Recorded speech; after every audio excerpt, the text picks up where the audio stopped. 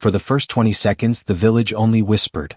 They said the black bull in the far paddock had the cold eyes of winter and the memory of a wound no one could see. Men waved sticks and stayed back. Vets left notes and left fast. Hands bled. Fences bent. Nothing changed. Then the boy appeared at the gate with a school bag that looked too heavy for him, and the bull, who never gave an inch, turned his head as if he already knew the child. Rain had fallen in the night, and the yard smelled of iron and wet straw. William wiped his boots on the step and watched the paddock from the kitchen window. He charged the far post again, he said, not looking at Mrs. Hartwell. Another dent. Steel can be straightened, she answered, setting a cup down. People take longer. William nodded, though his jaw stayed tight. We tried everything. He meant ropes, calm voices, the blue tarp trick, even music from an old radio. The bull only grew more guarded. No one touched him. No one dared.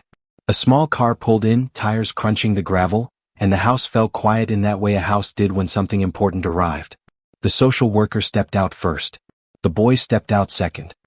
He carried the bag with two hands and kept his eyes low until the wind lifted and pushed the barn smell across the yard. Then he looked up, past the hedges, past the broken post, and found the bull. The boy said nothing while the papers were signed. He ate half a slice of bread at the table and listened to grown-up voices float over him like weather.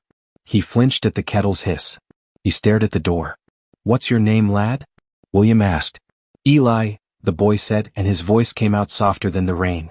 Eli, Mrs. Hartwell repeated, warming to it. Your room faces the fields. Best light at dawn. He nodded and held his bag tighter.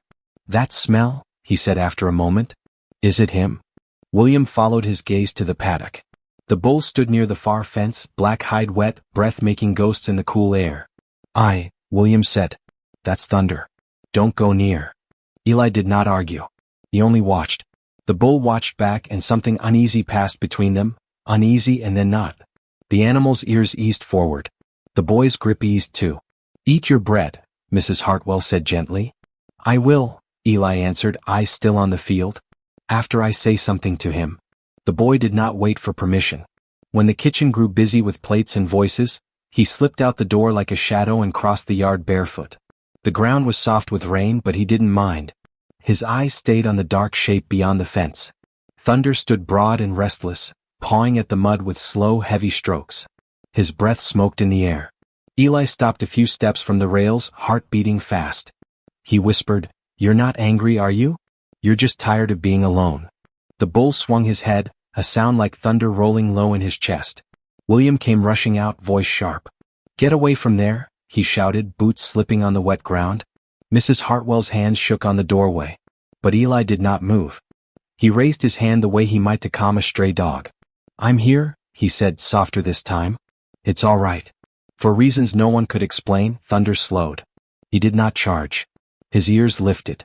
His eyes fixed on the boy's face. Step by step, the huge animal came forward, mud sucking at his hooves, until his muzzle touched the wooden rail between them. William froze, chest rising hard. Dear Lord, he breathed. Eli stretched his fingers and brushed the damp hair on the bull's nose. See? You're not scary, he said gently. You're sad. I know what sad feels like. The bull did not pull away. He let out a long breath that misted over the boy's hand. Mrs. Hartwell covered her mouth, tears stinging her eyes. She whispered, He hasn't let anyone near him for months. Don't tell me this is real, William muttered. His voice shook with more fear than anger. Eli smiled for the first time since he'd arrived. He remembers me, he said simply. Even if you don't. William blinked, confusion clouding his face. He wanted to argue, but the bull's calm pressed heavier than his words. Thunder lowered his head again as if bowing. The air was silent except for the soft sound of breathing, boy and bull, as if they belonged to the same heartbeat. And though no one wanted to believe it, everyone watching knew the truth. Something had begun that could not be explained away. The next morning the farm woke different. Even the crows seemed quieter in the hedges, as if they knew the paddock no longer held only danger. William sat at the table with his tea untouched, staring through the glass at the boy walking barefoot across the wet grass. Mrs. Hartwell clucked her tongue, folding a towel. You should stop him, she said. I tried, William muttered. His hand tightened on the cup. But the beast listens to him more than it does to me. Outside, Eli crouched by the fence. Thunder was waiting, muscles calm beneath his black hide, steam curling from his nostrils in the morning chill. The boy spoke in words no one else could hear, just a hum of sound, steady and low.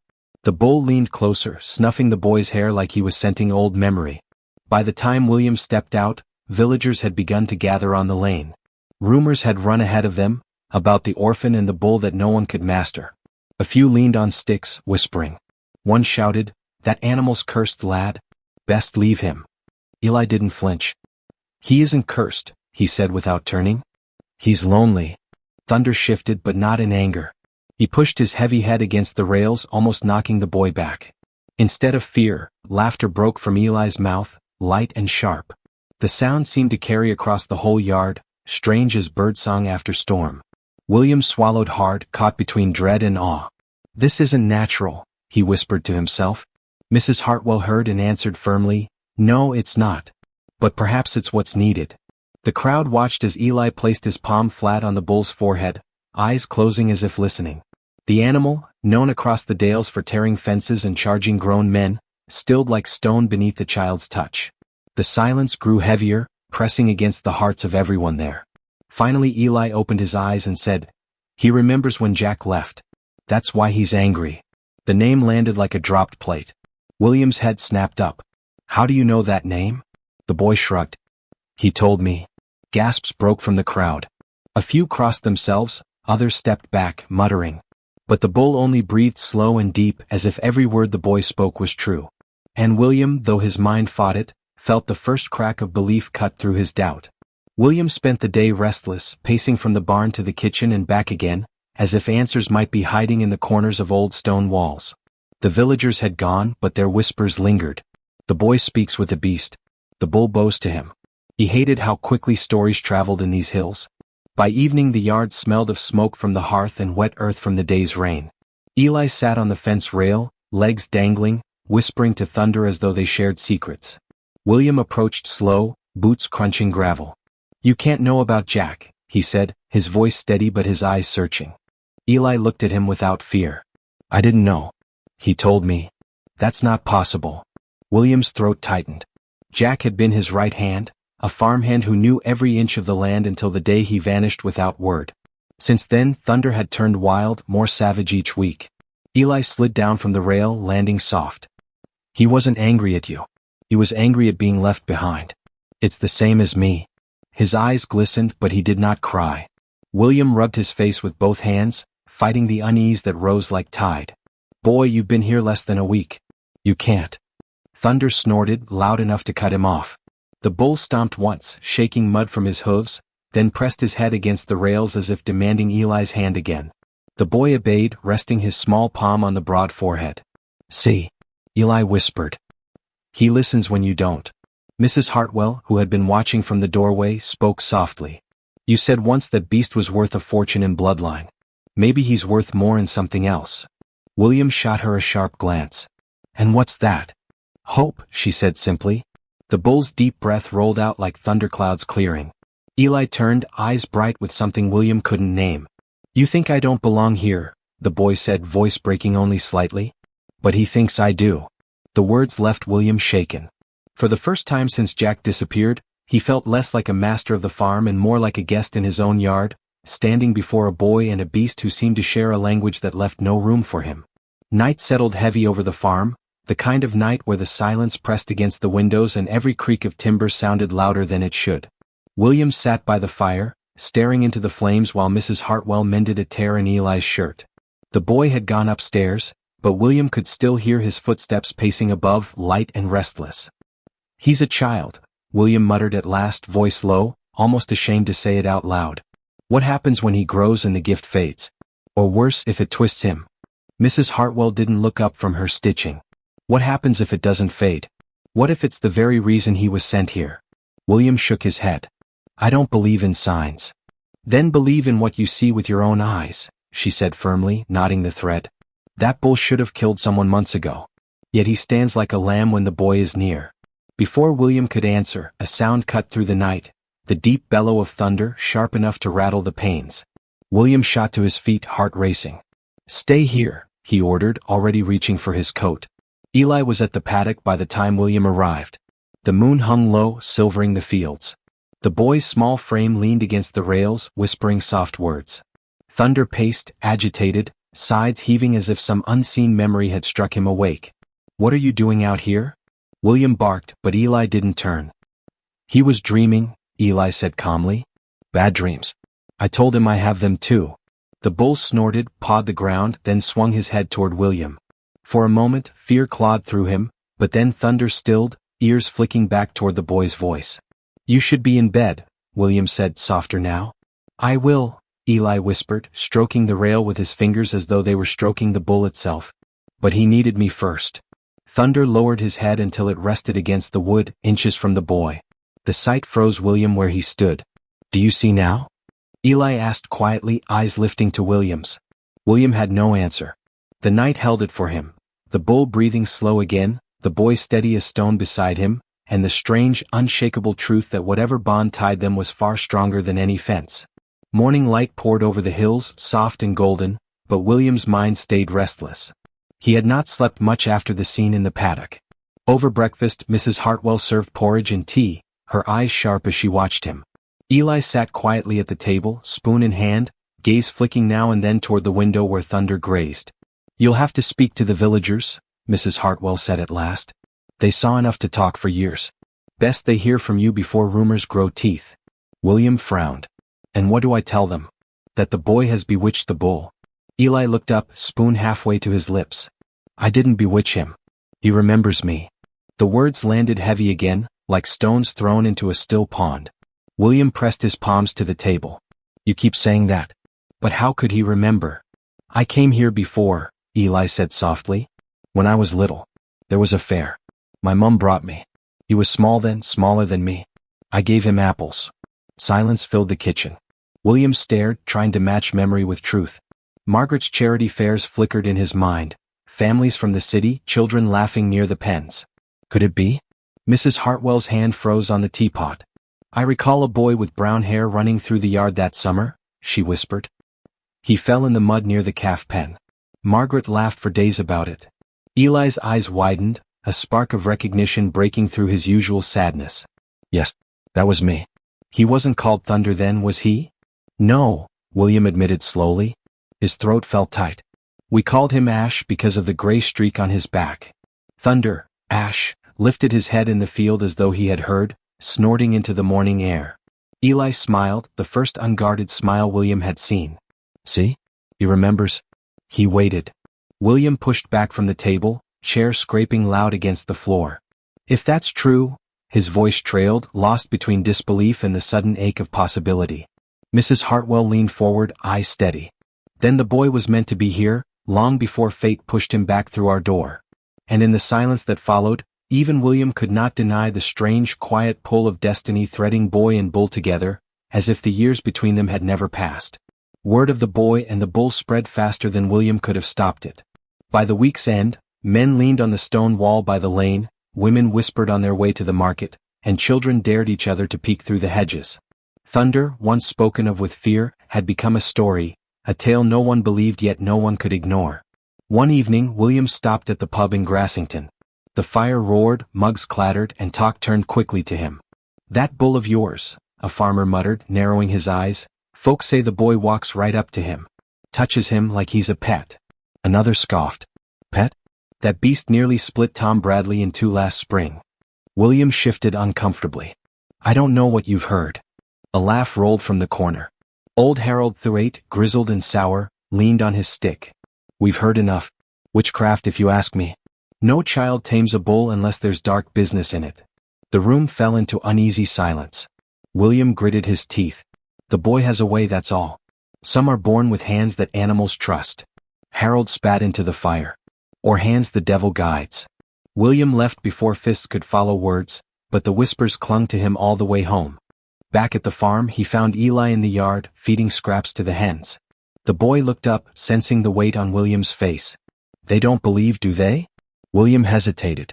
"They're frightened. Fear makes men cruel." Eli nodded, dropping crumbs into the dirt. "Thunder's not frightened anymore. That's why he listens. People don't listen because they're still scared." Thunder stood at the far fence, calm and watchful. Even the other animals seemed easier these days. The sheep pressed closer, the dogs barked less, the horses steadied underhand. Mrs. Hartwell came to the door, wiping flour from her hands. "You can't keep this quiet, Mr. William. Best face it head on. The more you hide, the wilder the stories will grow." William looked at the boy, then at the bull, and felt the weight of a choice pressing down. He could turn away, sell Thunder, send the boy to another home, bury the strange gift before it swallowed them all. Or he could stand firm and admit what he had begun to see with his own eyes. For the first time he wasn't sure which path frightened him more. By midsummer the yard had turned into a kind of pilgrimage. Farmers from 3 valleys overcame with excuses to pass the lane, only to pause and watch. Children clung to their mothers' skirts, whispering. Even the postman lingered longer than needed. All of them wanted to see if the rumors were true, that the wild bull now bent his head to a boy's hand. William hated the spectacle. He fixed gates, hauled hay, anything to avoid the eyes at the hedgerows.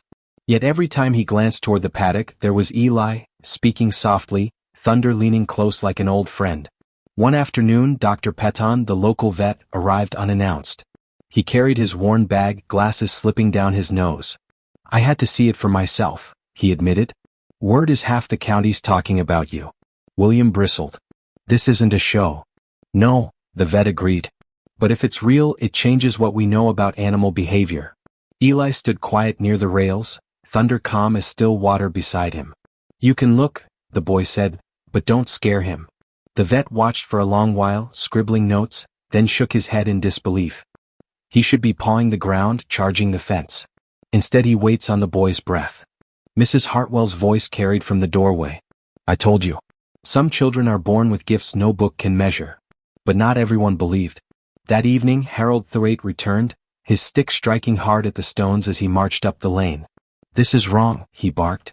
"Bulls are ruled by strength, not children's whispers.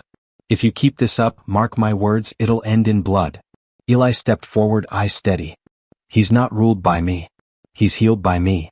The old man's face twisted, but Thunder's low rumble silenced him. The bull moved closer to the boy, eyes steady, posture calm, as if daring anyone to deny the truth. William felt the hairs on his arms rise. The villagers could mutter, the farmers could doubt, but deep inside he knew, something extraordinary was unfolding on his land and he was no longer the master of it, he was a witness. The days grew warmer, and with them came strangers who had never before set foot near Thornfield. A reporter from the Yorkshire Post appeared one morning, notebook in hand, shoes far too clean for farm soil. He spoke to William at the gate. "We've heard talk of an orphan boy calming the fiercest bull in the county. A story like that will give people hope." William bristled. "It's not a story. It's our life." Still, the man would not leave, and soon his words were ink on paper. By the week's end, a camera crew arrived from Leeds. Villagers gathered, curious, whispering as they pressed closer. Mrs. Hartwell scowled, muttering, "This farm's turning into a circus." Thunder, however, stood steady in his paddock, more composed than any of them. Eli climbed the fence rail and spoke softly, unbothered by the crowd. "Don't be afraid," he whispered to the bull. "They just want to see what I already know." The cameras rolled. Thunder pressed his massive head to the boy's chest, gentle as a dog seeking comfort. Gasps rippled through the watchers. A woman dabbed her eyes. A farmer muttered, "I'll be damned." When the news aired, Thornfield became a place of pilgrimage. Farmers brought skittish horses, sheep that would not settle, dogs broken by harsh hands. Each time Eli sat patient, his small palm steady, his voice no louder than a breeze. And one by one the animals softened. But with wonder came unease. A letter arrived stamped with Oxford's crest. Dr. Marcus Whitfield, an animal psychologist, announced he was coming to assess the welfare of the boy. His tone was clear even on paper, suspicion cloaked as duty. William read it by the fire, jaw tight. "They think I'm using him. They think I'd turn a child into profit." Eli looked up from the hearth, eyes calm. "It's not you they doubt. It's me." Mrs. Hartwell set down her knitting with a sigh. "Then let them come and see with their own eyes. Truth doesn't hide." But William's heart was heavy. He had feared this from the start, that the boy's gift would draw not only awe but challenge. And though Thunder's calm was unshaken, William could feel the storm building on the horizon, a storm no fence could keep out. Dr. Marcus Whitfield arrived 3 days later in a polished car that looked foreign against the dirt track of the farm. His coat was pressed, his shoes untouched by mud. He stepped out with a clipboard tucked under one arm, eyes sweeping the yard like he was measuring it for faults. William greeted him stiffly. "You'll find no tricks here, Doctor. Just a boy, a bull, and more questions than answers." "I intend to separate fact from fantasy," Whitfield replied, voice clipped. "Children are impressionable. Animals respond to cues. Nothing mystical in that." Eli stood by the paddock watching. Thunder lifted his head at the stranger's approach, breath puffing like smoke. The boy whispered, "He doesn't like him." Whitfield raised a brow. "Or perhaps the animal senses authority." He motioned with his pen. "Go on, boy. Do whatever it is you claim to do." William bristled. "He doesn't perform on command." But Eli stepped forward anyway, laying his hand on the bull's muzzle. Thunder stilled, ears soft, eyes closing as though soothed. Murmurs drifted from the villagers who had gathered again. Whitfield frowned. "Coincidence. Animals grow tired, they pause. It proves nothing." Eli looked at him, calm but firm. "You think he's just a beast? He knows what you think. Show him, Thunder." At once the bull's demeanor shifted. He snorted hard, stamped the ground, muscles bunching like storm clouds. He tossed his head toward Whitfield, charging the fence but stopping just short, shaking the rails. The crowd gasped. Whitfield stepped back quickly, color draining from his face. "This proves nothing," he snapped, though his voice wavered. Eli turned, whispering again, "It's all right, he's only scared. Be gentle now." Thunder lowered his head, breathing steady once more, calm as if nothing had happened. The sudden stillness was more powerful than the outburst before it. The villagers whispered, some crossing themselves, others staring wide-eyed at the boy. William swallowed hard. He had doubted too once, but no longer. Whitfield scribbled furiously on his clipboard, though his hand shook. "I will need further observation," he muttered. But even as he spoke, everyone knew the truth his pride would not let him admit. What they had seen defied every tidy box of science. And still, the real test lay ahead, because Whitfield was not leaving until he found reason to take the boy away. The barn smelled of hay and iron when they gathered the next morning. Whitfield had demanded a formal meeting with representatives from social services, the local school, even the RSPCA. Nearly 30 people filled the space, their breath clouding in the cool air. Thunder stood in the paddock beyond the open doors, his bulk visible like a shadow carved against the light. Eli stood small in the center, his school jumper too loose at the shoulders. William rested a hand on the boy's back, but Eli gently stepped forward on his own. His voice, though quiet, carried through the rafters. "When my parents died," he began, "I thought I'd never feel safe again. I thought no one would want me. Then I came here. Thunder was angry like me. We helped each other. He's not a monster. He's my friend." A murmur passed through the crowd. Whitfield cleared his throat. "This is sentiment, not evidence. The child is projecting feelings onto an animal." Mrs. Pennington, the school headmistress, rose from her seat. "With respect, Doctor, I see this boy every day. His studies are excellent. His friendships with other children are normal. The only unusual thing about him is what you've just witnessed, an extraordinary calm with animals." Farmers stepped forward one by one. "He soothed my mare after a fall. He brought my dog back to work when no one else could." Their words piled like stones, steady and undeniable. Still Whitfield shook his head. "Anecdotes. Nothing more." Eli turned then, eyes clear. "You don't believe animals have feelings, do you?" Whitfield straightened. "They respond to instincts, child. Not emotions." Eli looked back toward the paddock. "Thunder, he thinks you're nothing but a beast. Show him you understand." The bull lifted his head, snorted, and pawed the earth. His bellow shook the barn's beams.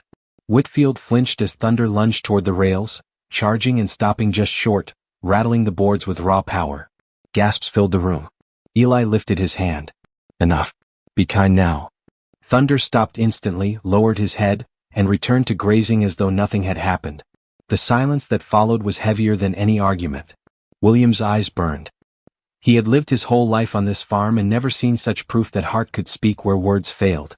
For the first time, even Whitfield's lips trembled. He had no reply ready, only the uneasy look of a man whose beliefs had been bent out of shape by something he could not explain. The days after the barn meeting felt like walking on the edge of a blade. The village buzzed with talk, newspapers printed headlines, and Whitfield stayed longer than anyone wanted, taking notes, circling Eli like a hawk circling prey. William tried to shield the boy, but Eli never hid. Each morning, he went to Thunder, bringing water, speaking soft words as though nothing in the world had changed. On the third evening, Whitfield requested a final conference in the farmhouse parlor. He spoke with the air of a man delivering judgment. The child is remarkable, yes. But remarkable children are often exploited. This environment, this constant attention, these animals, it cannot be healthy for him. William's fists tightened. He's happier here than I've ever seen a child. You'd rip him away to satisfy your theories? Whitfield adjusted his glasses. I recommend a conventional foster placement. A setting where his peculiarities won't be encouraged. The words hit like cold iron. Eli looked down at his hands, then back up. His voice was steady, older than his years. You want to put me somewhere I don't belong. But you didn't ask me what I want. The room stilled. Even Mrs. Hartwell, who never faltered, set aside her knitting and leaned forward. Go on, child. Eli swallowed hard. I want to stay. I have friends at school. I have work here that matters. And I have Thunder. He isn't just an animal. He's proof that broken things can be made whole again. If you take me away, you break us both. Silence spread, deep and heavy. Then, from the paddock outside, Thunder bellowed, a long, low sound that carried through the walls like a vow. The timing was so sharp, so uncanny, it felt as though the bull himself had spoken. Whitfield's pen slipped from his fingers. He stared at the boy, at William, then toward the window where Thunder's shadow moved against the evening light. For the first time his confidence faltered. This defies reason, he admitted, voice low. But perhaps reason is not all there is. He gathered his papers and stood. I'll report that the boy is safe. That he should remain here. But know this, eyes will stay on you. And not all will look kindly. When his car finally rolled down the lane, William let out a breath he hadn't known he was holding. Eli leaned against him, tired but unbroken. Mrs. Hartwell whispered what none of them had dared say aloud until then. Your family now. Whatever storms come, you've found your place. Autumn came with mist on the hills and a hush that seemed to hold the farm in its hands. The village slowly grew used to the sight of the boy and the bull, though whispers still followed them. Reporters came less often, the crowds thinned, and Thornfield began to feel like a home again rather than a stage. William, once guarded and distant, now found himself listening more when Eli spoke. One evening as the fire burned low, he watched the boy sketching Thunder in a notebook. The lines were simple, but the gentleness in them struck William harder than words. Oh well, he said quietly, using the boy's new nickname. How would you feel if I made it official? If you carried my name? Eli looked up, startled. You mean, adopt me? William's throat tightened. You've been my son since the day you walked through that gate. I just want the papers to match what's already true. The boy's eyes filled, and he smiled a smile that carried both joy and grief in it. I'd like that more than anything. The adoption was quick, the village turning out in celebration. Even the doubters raised glasses, perhaps swayed more by the sight of Thunder bowing his great head to the boy than by any legal paper. Mrs. Hartwell cried openly, declaring the farmhouse no longer hollow but full again. Yet with peace came challenge. Animals from far and wide were brought to Thornfield, horses that refused saddles, dogs too frightened to bark, cows that had gone dry. Eli worked gently with each, never hurried, never proud, simply patient. Word spread that he could heal what no medicine touched. Still, William set rules. Only a few hours a day. You're schooling first. You're a child, not a miracle for hire. Eli accepted this with quiet nods, though he often slipped out after lessons to sit with Thunder, his truest companion. On one of those evenings as dusk bled into night, Eli leaned against the bull's warm side and whispered, We're not alone anymore, are we? Thunder shifted, a low rumble answering him, steady as a promise. William watched from the porch, heart swelling with something he hadn't allowed himself in years, hope. The boy had not only tamed the beast but softened the man. And in that quiet moment, under the fading light, William understood. The gift was not just for the animals. It was for all of them. Winter swept across the dales, laying white over stone walls and silencing the fields. The farm, once restless with fear, now held a kind of peace, though the world beyond it had not forgotten. Letters still arrived, some curious, some doubtful, a few cruel. William kept most of them hidden in a drawer, but Eli always seemed to sense when the weight of them pressed too heavily. One cold morning the boy tugged at William's sleeve. You read the words but you don't listen to what's real. Thunder isn't angry anymore. And neither are you. That's enough. William studied him, this thin child with eyes far older than his years. For once he did not argue. But the calm cracked when a fresh letter came, marked with the same Oxford seal. Dr. Whitfield had requested to return, this time not with judgment but with curiosity. I cannot explain what I saw, the letter read. But I cannot ignore it either. Allow me to study, not to disprove, but perhaps to learn. William read it aloud by the fire. Mrs. Hartwell looked wary. Men like him don't change easy. Be careful. Eli, however, nodded. Let him come. Thunder will show him again. But he must listen, not just write. When Whitfield arrived, the air was sharp with frost. He walked slower this time, less certain. I came as a skeptic, he admitted, but I left unsettled. I hope now to return as a student. Eli led him to the paddock without fuss. Thunder, his breath clouding in the cold, lowered his head at once. The boy stroked his muzzle, then looked back at the doctor. He doesn't want tricks. He wants honesty. Can you give him that? Whitfield hesitated, then reached out a trembling hand. Thunder did not flinch. For a moment the world seemed to still. The man who had once dismissed the bond as fancy now stood silent, humbled by the warmth of an animal he had called nothing but instinct. Later, by the fire, Whitfield confessed, perhaps science hasn't yet caught up with the heart. William exhaled, a weight lifting he hadn't known he carried. Mrs. Hartwell murmured, took him long enough. And Eli, quiet as ever, leaned against Thunder's side that night, whispering words only the bull would ever hear. Words about trust, about finding home, about never being left behind again. The farm, covered in snow, seemed to breathe with them. A boy, a bull, and the fragile beginnings of a world learning to believe. Spring brought thaw to the dales, streams rushing louder, fields greening fast.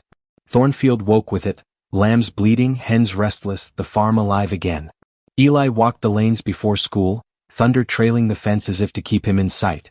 Neighbors waved, some with warmth, others with caution, but no one doubted any more that the boy and the bull shared something beyond explanation. One Saturday the yard filled with visitors, farmers bringing animals, townsfolk with questions, even children clutching apples to offer. William watched uneasily. I told you this place isn't a fairground. Eli looked at him calm. It's not for show. They come because they hope. And hope was what they found. A horse that had kicked at every hand lowered its head for Eli. A dog that cowered in corners wagged its tail again. Each time, Thunder stood close by, as if lending his strength to every creature that came broken. Still William held to rules. You give your time, lad, but not your whole life. School, play, and friends come first. Yes, Mr. William, Eli said, though his eyes shone brighter with every healed animal. One evening, when the last visitor had gone and the farmyard was quiet, William sat with Eli by the fire. You know, he said, when you first came I thought you'd bring nothing but trouble. He paused, voice thick. But you brought us back to life. Eli's smile was soft, uncertain. You mean it? William nodded. You didn't just heal Thunder. You healed me. You healed this place. Mrs. Hartwell dabbed at her eyes, pretending to fuss with her knitting. Took him long enough to say it, she teased gently. Thunder, resting in his stall, gave a low, steady rumble that carried through the stone walls as if agreeing. That night, snow still clung to the higher hills, but Thornfield felt warmer than it had in years. Eli lay awake in his room, whispering toward the fields, We're safe now, Thunder. We belong. The bull shifted, answering with a sound deep and calm, a sound that promised he understood. And with that, the boy finally closed his eyes, not afraid of dreams anymore. Summer settled heavy on the dales, the kind that painted the fields gold and slowed every step. Thornfield's gates no longer creaked under the weight of suspicion. Now they swung open for neighbors who came with baskets, news, or just to see the boy and the bull. The fear that had once curled around the farm had thinned into something softer, curiosity, even pride. Eli had grown taller, his cheeks holding more color, his laughter quicker to rise. Yet he still moved with a carefulness as though some part of him feared it could all vanish. Each morning before chores or school he went to Thunder. The bull waited at the rails, pressing his heavy head close, the way old friends greet without words. One warm evening William called Eli to the porch. The air smelled of cut hay, and the low hum of insects filled the quiet. Oh well, William began, voice rough, I've made arrangements with the magistrate. Papers are filed. You're not just staying here by chance anymore. You're my son now in name and law. Eli froze, then whispered, Truly? William managed to smile, though his eyes burned. Truly? You've been my son since the day you touched that bull. Now the world will know it too. The boy's arms tightened around him in a hug that left William breathless, and Mrs. Hartwell clapped her hands from the doorway, wiping tears with her apron. About time, she said warmly. The adoption spread through the village as fast as the first rumor of the bull had. But this time there was no doubt, no fear. At the pub, glasses were raised. In the market, strangers offered congratulations. The farm that had once been spoken of in whispers was now spoken of with pride. That night, Eli stood by Thunder's paddock, holding the bull's gaze beneath a silvered moon. "Did you hear?" he whispered. "I belong here. I'm not leaving."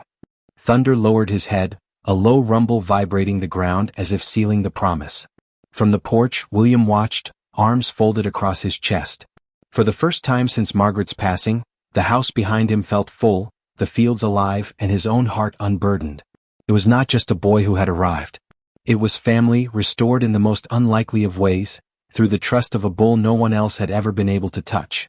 Harvest season came, and with it the rhythm of scythes and wagons, the air thick with the smell of cut grass and ripening grain. Thornfield pulsed with work, yet even in the busyness, people found excuses to visit.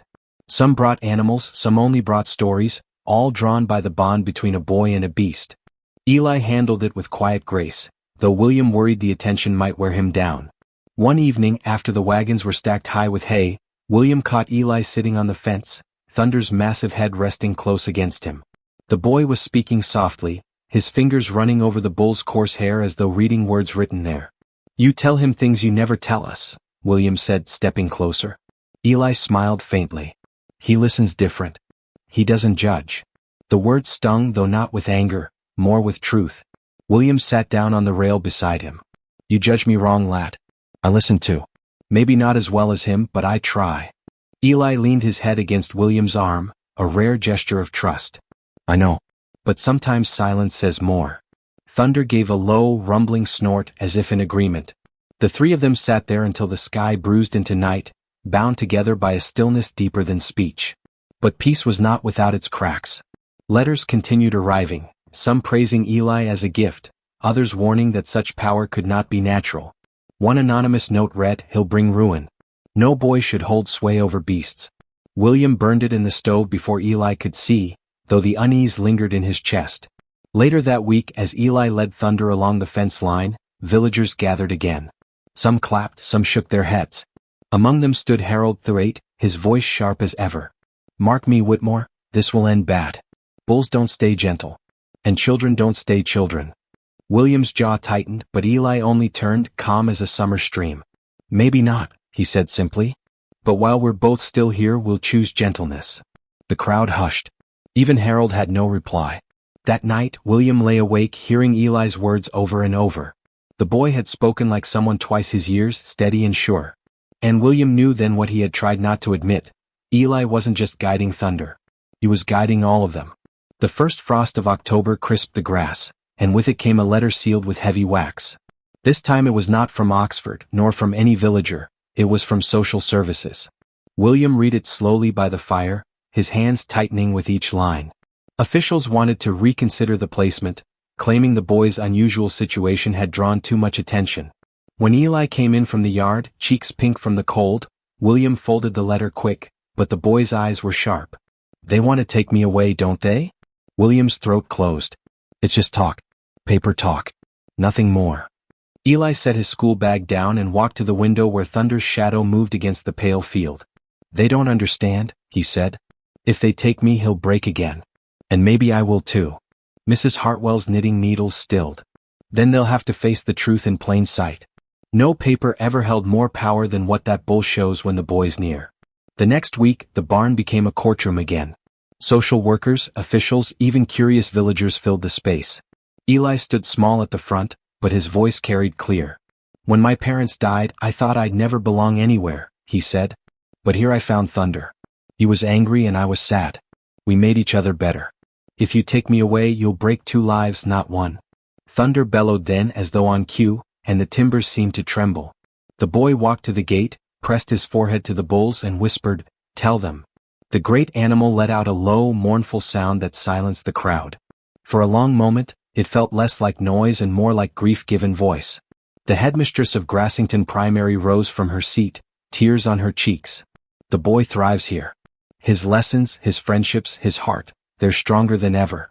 To move him now would be cruelty." One by one, farmers stood and gave their stories. Horses calmed, dogs healed, cows steadied. Proof laid not in paper but in lives changed. At last even the official from social services lowered her gaze. "Perhaps," she said softly. This place is where he was always meant to be. William let out a breath he had held for months. Beside him, Eli reached for his hand. See? He belongs to me and I belong to him, the boy whispered. And in that moment, William knew no paper, no doubt, no whisper could ever undo what had been made true. Winter crept in again, slow and quiet, blanketing Thornfield with snow. This time the season felt different. The farmhouse no longer carried the echo of loneliness, it carried laughter, the scrape of Eli's boots by the hearth, the steady rumble of thunder outside like a heartbeat that never failed. Life found its rhythm. Eli attended school, his lessons bright with effort, and returned each day to the fields where thunder waited. Farmers still brought animals, but fewer now, as if they had learned the boy was no novelty but a soul with limits. William held firm to the rules: school first, work after, always time left for play. One evening, as the firelight painted the walls gold, William sat with Eli at the table. The boy was sketching thunder again, this time with a softer hand, lines curved with familiarity rather than awe. You draw him like you know every inch, William said. Eli smiled. I do. Not just how he looks, how he feels. Strong outside but soft inside. Like you. The words struck William deeper than he expected. He reached across and ruffled the boy's hair. And you, lad, you've turned this place from a house into a home. Mrs. Hartwell sniffed, pretending to fuss with the kettle. Took both of you long enough to see it, she muttered, though her smile betrayed her pride. That night Eli slipped out to the paddock. Snowflakes drifted, catching in his hair. Thunder lowered his great head, breath steaming in the cold. The boy pressed his palm to the bull's nose. We're safe now, he whispered. They can't take me and I'll never leave you. We're family. Thunder gave a low, steady rumble, the kind that shook the air but calmed the heart. William, watching unseen from the porch, felt tears sting his eyes. In the stillness, he finally understood what all the fear and doubt had hidden. The miracle was not in the boy alone, nor in the bull, but in what they had built together. Two broken souls had found wholeness, and in doing so, they had healed everyone who shared their story. Moral lesson: true strength is not found in power or fear, but in trust, love, and belonging. Sometimes the most untouchable hearts can be softened, not by force but by kindness.